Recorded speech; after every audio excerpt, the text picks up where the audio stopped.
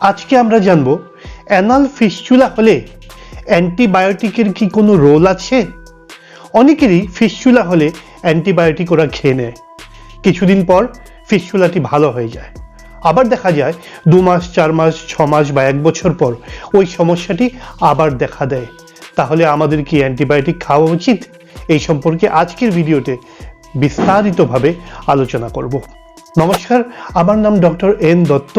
আমি একজন আয়ুর্বেদিক চিকিৎসক এবং গত প্রায় 20 বছর যাবৎ আমি পাইলস, ফিস্চুলা, ফিশার ইত্যাদি রোগের খাড়সূত্র পদ্ধতিতে চিকিৎসা করে আসছি। ফিস্চুলা হলে অ্যান্টিবায়োটিকের কোনো রোল নেই, কেননা অ্যান্টিবায়োটিক হচ্ছে জীবাণু মারার ঔষধ।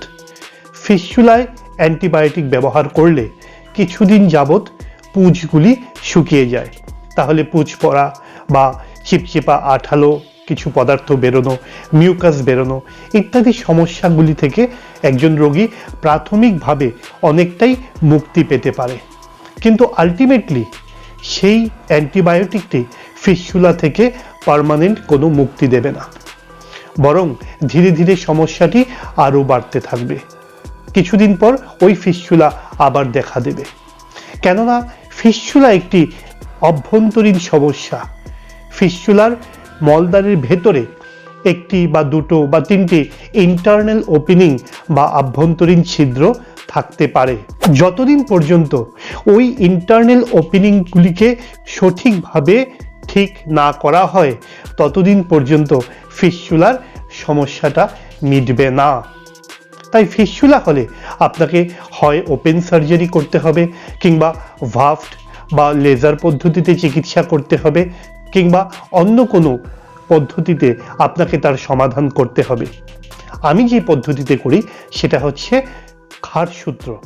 এটি একটি আয়ুর্বেদিক সুতো, যেটাকে ফিস্চুলার নালীর ভেতরে ঢুকিয়ে দেওয়া হয় এবং ধীরে ধীরে ওই ফিস্চুলার নালীটি কেটে বেরিয়ে আসে। পেশেন্টের কোনো সমস্যা হয় না এবং এর সফলতার হার অত্যন্ত বেশি। তাই ফিস্চুলা হলে আমি আপনাদের প্রত্যেককে সাজেস্ট করব যে আপনারা খাড়সূত্র করিয়ে নিন। ফিস্চুলা চিকিৎসার কতগুলি ধাপ আছে, কতগুলি পরিকল্পনা আছে। প্রথমে আমরা একজন ফিস্চুলা রোগীকে শারীরিকভাবে পরীক্ষা করে দেখি, একটি প্রক্টোস্কোপি করি, একটি ডাই টেস্ট করি।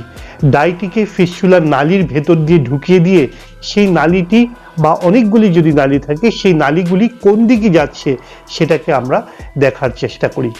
তারপর যদি প্রয়োজন হয় আমরা আল্ট্রাসাউন্ড করাতে পারি, আমরা এমআরআইও করিয়ে নিতে পারি।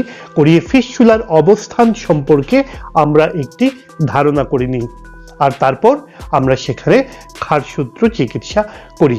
তাই আপনারও যদি ফিস্চুলা হয়ে থাকে, আপনি অ্যান্টিবায়োটিক খেয়ে সাময়িকভাবে সেটাকে কমানোর চেষ্টা করবেন না, কেননা অ্যান্টিবায়োটিকের একটি ফুল কোর্স কমপ্লিট করে নিলে ফিস্চুলার ভেতরে যে অ্যাবসেস বা পুঁজগুলি থাকে সেগুলি জমে যায়, সেগুলি জমে শক্ত হয়ে যায়। তখন চিকিৎসা করাটা অনেকটা কঠিন হয়ে পড়ে, সে আপনি খাড়সূত্র পদ্ধতিতেই বা করুন না কেন।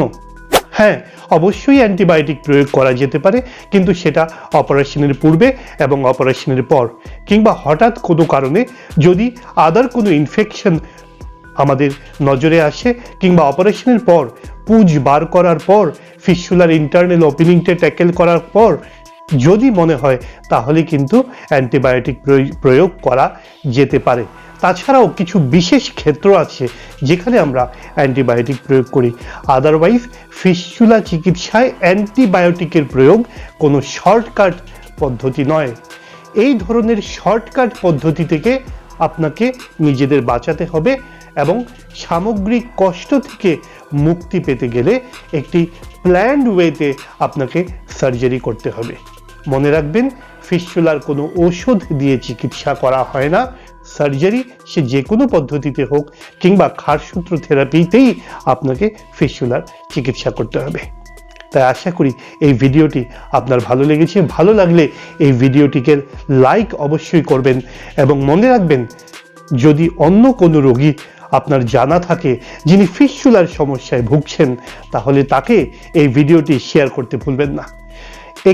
আরেকটি রিকোয়েস্ট আপনাকে থাকবে, ফিস্চুলা সম্পর্কে এই ভিডিওটি আপনি অবশ্যই দেখবেন, তাহলে ফিস্চুলার সমস্যাটি কি সেটা সম্পর্কে আপনি আরো বিস্তারিতভাবে জানতে পারবেন। নমস্কার।